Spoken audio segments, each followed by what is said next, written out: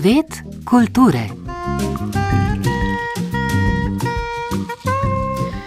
Lepo pozdravljeni, spoštovani poslušalke in poslušalci. Prejšnji teden so v predverju osrednje stavbe največje banke pri nas, v galeriji Muza TR2 na Trgu Republike v Ljubljani, odprli razstavo projekta z naslovom Cankar 150. Gre za izbor študentskih del oddelka za vizualne komunikacije Akademije za likovno umetnost in oblikovanje ob letošnji 150-letnici rojstva Ivana Cankarja. Tam je bil Goran Tenze. Razstava z več sklopi je nastajala skozi zadnje akademsko leto v okviru akademijskih smeri grafično oblikovanje in ilustracija z mentorjem, priznanim grafikom in avtorjem v večji meri gledaliških plakatov skozi desetletja, profesorjem Radovanom Jenkom. V samem projektu je sodelovalo 25 študentk in študentov akademije, na tej razstavi pa jih z različnimi stvaritvami sodeluje 17. Prvo razstavo projekta s plakati so že 2 dneva pred Cankarjevim rojstvom, 10. majem, odprli na panojih ljubljanske plakatne galerije Tam na ploščadi pri gostilni Figovec v centru. Na podlagi izbora 8 Cankarjevih črtic, od bolj prepoznavnih, kot je Skodelica kave, do manj znanih, opravil ga je docent z Filozofske fakultete dr. Alen Albin-Širca, so najprej nastale študentske ilustracije pod mentorstvom docentke Suzi Bricelj. Te pa so bile izhodišče študirajočim na smeri grafično oblikovanje pod mentorstvom profesorja Jenka pri zasnovi in končnem oblikovanju knjig za vsako črtico posebej. Ja, tukaj je zadeva bila poudarek na neke vrste eksperimentu, ne samo na prenosu v klasičnem pomenu, v bistvu so nekatere izdelave zelo zahtevne, tudi nekatere so oni sami naredili, ovitke so sami izdelali, veliko pomoč nam je bila pa seveda strokovna res knjigovezenja Maruša Hren, ki obvladuje na našem trgu mogoče najbolj knjigoveštvo. Tretji sklop na razstavi predstavljajo pod mentorstvom profesorja Edvarda Čehovina nastali, kot so jih poimenovali, veleplakati. Tu pa ne gre le za dvodimenzionalni format papirja, ker pri Cankarju seveda ne gre brez njegovih besed, stavkov in misli, s telefončkom skeniramo natisnjeno QR kodo in začne se nam prikazovati besedilo misli Ivana Cankarja. Premisliti moramo, ali bomo šli na razstavo, uporabili telefon, na hitro prebrali Cankarjevih par prikazujočih se stavčičev, ali pa bomo šli domov ali v knjižnico, si sposodili knjigo in v miru prebrali pisateljeva grenka in hkrati globoka sporočila o času, v katerem je živel pred dobrim stoletjem.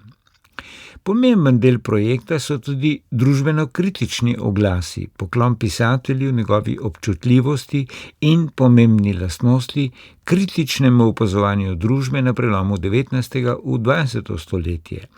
Marsikatero njegovo misel, opazko iz črtic so mladi ustvarjalci prepoznali kot zelo aktualno. Zato skozi prikazana vizualna sporočila tudi opozarjajo na probleme, ki jih kot družba pogosto spregledamo. Posebno mesto na razstavi ima tako imenovana naloga #1005, kar pomeni 10. maj, Cankarjev rojstni dan. Zmišljena pijača, #10. Pijača naj bi bila iz kave, iz njegove literarne dediščine. Dodali smo poper kot neke vrste začimbo kritične narave, ker je on sam bil takšen tudi. In v bistvu so nastali zelo zanimivi izdelki, ki so jih izgleda priznali tudi zunaj. No, enega nam bo predstavila študentka vaša, ki je dobila neko mednarodno priznanje. Katero? Nagrada je bilo Design Quarterly. In njeno ime je? Katja Klinc. In kaj je Katja Klinc ustvarila na izmišljenih pločevinkah? Torej, na ilustraciji za prvo pločevinko je gospod prišel iz zabave, čisto izmučen, ampak vedno ve, da mora iti naslednji dan še v službo. Torej, čisto zmačkan, ampak gre naprej. Na drugi pločevinki so usta, praktično krik, ki sporoča še naprej, da treba kričati in izražati svoje mnenje. Recimo pri drugih ilustracijah, ko so pa naredili še kolegi, so prav tako zelo kreativno pristopili do tega, kaj točno bi lahko Cankar naredil sam. če bi bil ilustrator ali grafični oblikovalec. Razstava Cankar 150 v predverju stolpnice TR2 v središču Ljubljane bo odprta do 4. oktobra.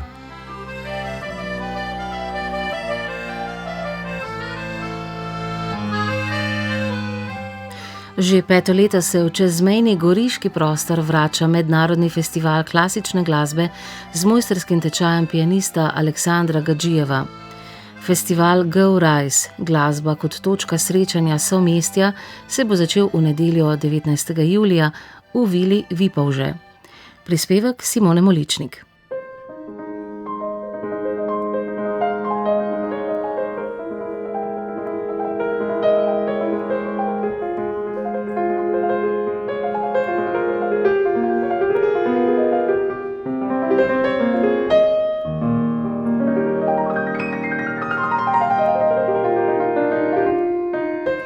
Tole je etida za levo roko Felixa Blumenfelda, ki jo je enkratno in neponovljivo izvedel pianist Rafael Lipstein lani v Vili Vipavže na enem od koncertov lanskoletnega festivala Prečkanja s konfinamenti.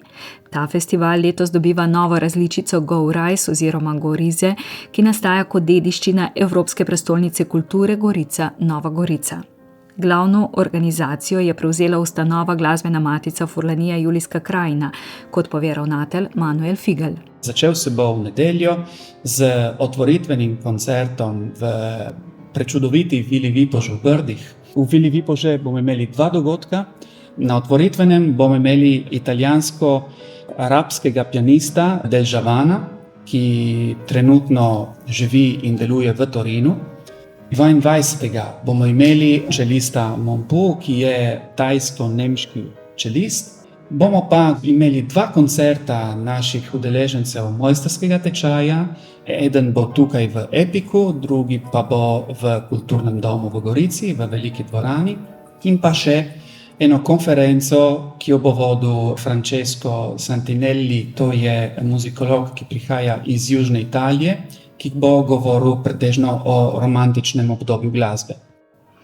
Festival bo potekal med 19. in 24. julijem na območju Gorice, Nove Gorice in Goriških Brd.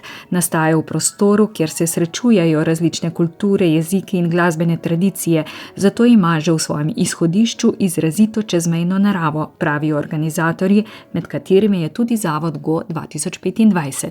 Umetniški vodja festivala je Aleksandar Gadžijev, eden glavnih povezovalnih sil tega geografskega prostora, glasbeni umetnik širine in globine, ki se kljub svetovni slavi vedno rad vrača v svoj kulturno raznolik prostor in sebe ter svoje delo postavi na točko povezovanja.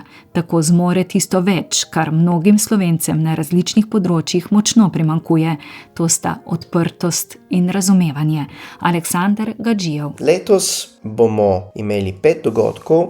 Mi bi radi doživeli nekaj trajnega, nekaj, kar se res ustanovi v naši skupnosti, ki tudi nekoliko ustvari in formira občutek te skupnosti.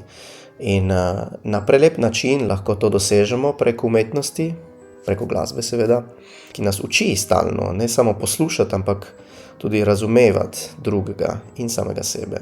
Koncerti po eni strani so posvečeni umetnikom mednarodnega merila, po drugi strani pa vedno ta del ostane pomemben, posvečen mojstrskemu tečaju, posvečen mladim glasbenikom, posvečen tudi lokalnimi mladi glasbeniki, ki se približujejo in rabijo neko spodbudo, rabijo nek nov izziv v njihovem vsakdanjem iskanju. Festival prvenstveno nudi mojstrski tečaj za pianiste ter izobraževanje v harmoniji in kompoziciji. Udeleženci so izstopajoči mladi glasbeniki iz vsega sveta. Hkrati pa organizatorji že napovedujejo sezono 2027, ki bo posvečena 200. obletnici smrti Ludvika van Beethovna, kajti, kot pravi Aleksandar Gadžijev, smrt, ki je seveda tudi neke vrste rojstva, v našem primeru. Jaz vas lepo pozdravljam in vas pričakujem od 19. do 24. julija na Goriškem na splošno.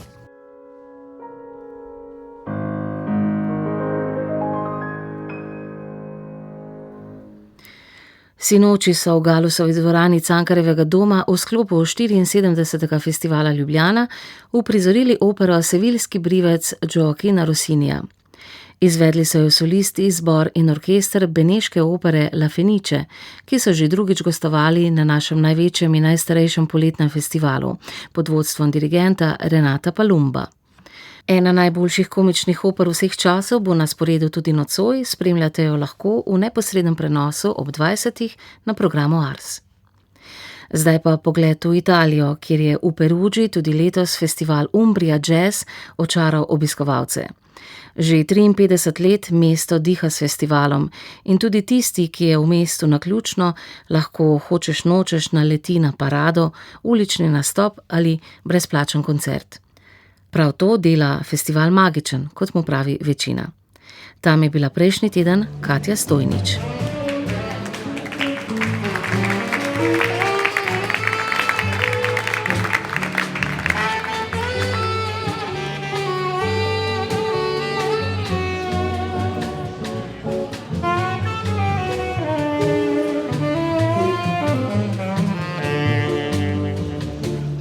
Umbria Jazz je eden najpomembnejših evropskih džezovskih festivalov. Perugia, center dežele Umbria, ležerno mestece na višini 500 metrov, naseljeno s približno 160.000 prebivalci, vsakega julija zavije v džezovske melodije. V 10 dneh se na odrih, v dvoranah, areni, gledališčih in na ulicah zvrstijo vrhunski glasbeniki in glasbenice, tako je vse od leta 1973. Festival ima program za otroke, se povezuje z jazz konzervatoriji, srednjimi glasbenimi šolami in big bandi, ponuja prestižno partnerstvo z bostonsko glasbeno šolo Berklee College of Music, intenzivni glasbeni kampus, ki združuje več kot 200 dijakov in študentov z vsega sveta. Izložbe trgovin so okrašene z jazz motivi, glasba te spremlja na vsakem kotičku, prej ali slej naletiš na ulične glasbenike ali godbo napihala Funk Off, ki že 15 let na ulice Perugie prinaša neworleansko vzdušje. Ustanovitelj festivala in njegov umetniški vodja, legendarni Carlo Pagnotta, danes šteje že 93 let, ampak je še vedno stalni gost vsake džezovske zabave. Pravi, da celotna izkušnja ni naključje, temveč formula, ki so jo gradili leta. Il festival è nato con i concerti gratuiti e quindi la gente assisteva. È chiaro che se noi diciamo che ci sono 500.000 presenze in 10 giorni. Festival je nastal s pomočjo brezplačnih koncertov, udeležil se jih je lahko prav vsak. Jasno je, da če rečemo, da imamo v 10 dneh 500.000 obiskov, prodamo pa 50.000 vstopnic, pomeni, da preostalih 450.000 ljudi obišče brezplačne koncerte in ulične parade. Prav to je ustvarilo našo uspešno formulo, ki jo ohranjamo še danes. Nekdo je pred leti zapisal, da so to pravzaprav 3 festivali v enem. Brezplačni koncerti, koncerti v areni, tudi z izvajalci popa in roka, ter koncerti v klubih in gledališčih, namenjeni izključno jazzu. 3 festivale združujemo v enega. Veliko ljudi nikoli ni kupilo vstopnice za koncerta, vendar uživajo v brezplačnih dogodkih. Non ha mai comprato un biglietto per il concerto, però gli piace il clima, l'atmosfera dei concerti gratuiti. Eccola, questa è stata la carta vincente. Carlo Pagnotta danes velja za institucijo mednarodnega džeza. Na festival je od njegovih začetkov pripeljal že Saro Vaughan, Dizzyja Gillespieja, Stana Getza, Billa Evansa, Arta Blakeyja, Ella Fitzgerald, Didi Bridgewater, Cassandra Wilson, Charlieja Mingusa, Milesa Davisa, Sonia Rollinsa, Ahmada Jamala, Chica Corio, Herbiea Hancocka, Keitha Jarretta. Letos pa med drugim tudi Johna Battista, Stinga, Charlesa Lloyda, Gilberta Gila, Zuckera, Terensa Blancharda in Revija Coltrane'a. Že s samim naborom nastopajočih lahko razumemo, da Umbria Jazz ni več samo festival džeza, je srečanje različnih glasbenih svetov, od tradicionalnega džeza do soula, brazilske glasbe, velikih pop imen in bluza. Letos je Italija na oder povabila tudi Grammyjevega nagrajenca, 27-letnega Kristona Kingfisha Ingrama, ki je občinstvo očaral in občinstvo je očaralo njega. Pravi, da se publika malce razlikuje od domače ameriške. Ja, lahko rečem, da je res malo drugače. Vsaka država ima svoje značilnosti, ampak nasplošno vi, Evropejci, blues cenite malo bolj. Doma sicer uživajo, ampak se blues dojema kot včerajšnja glasba. Pri vas pa se zdi, da ga resnično praznujete ves čas, vse leto, če ima to kak smisel. Vsakič, ko pridemo sem, nas zelo dobro sprejmete in mi se zelo zabavamo. Zadovoljno občinstvo je pod odri, pa tudi na ulicah Perudže, kar se poleg kreativnega direndaja in nasmejanih obrazov pozna tudi na številkah. Perudžo v 10 dneh obišče tudi do 500,000 obiskovalcev. Umbria Jazz je danes torej eden najpomembnejših jazzovskih evropskih festivalov, ki v mesto privablja svetovno znane glasbenike in tisoče obiskovalcev z vsega sveta, a njegova srčika, torej ljubezen do glasbe in odprtost do vseh, ostaja enaka, kot je bila tistega poletja leta 1973.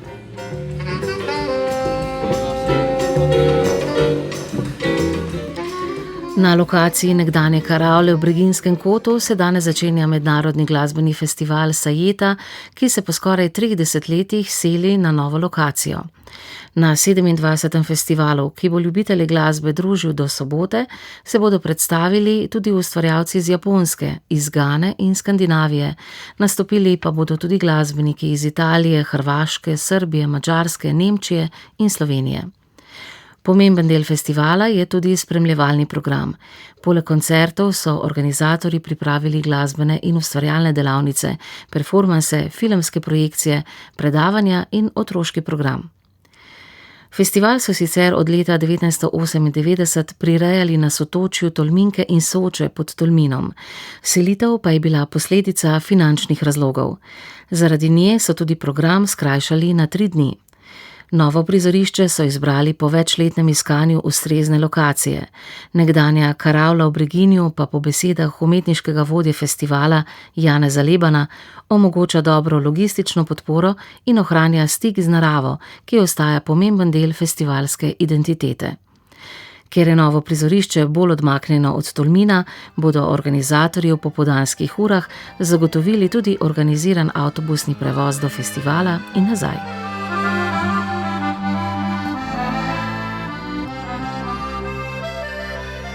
Danes ob 19. bodo v galeriji Pomnika miru na Cerju odprli razstavo Pokrajine teles umetnice Anje Kranjc. Kiparka in slikarka se bo predstavila z izborom del, ki skozi raziskovanje človeške figure vabijo k razmisleku o človeški krhkosti, minljivosti ter odnosu do sebe in sveta. To je bila današnja oddaja Svet kulture. Pripravili smo jo sodelavci Uredništva za kulturo in resno glasbo. Tonski mojster Max Pust in redaktorica Ana Marija Štukelj Kozma.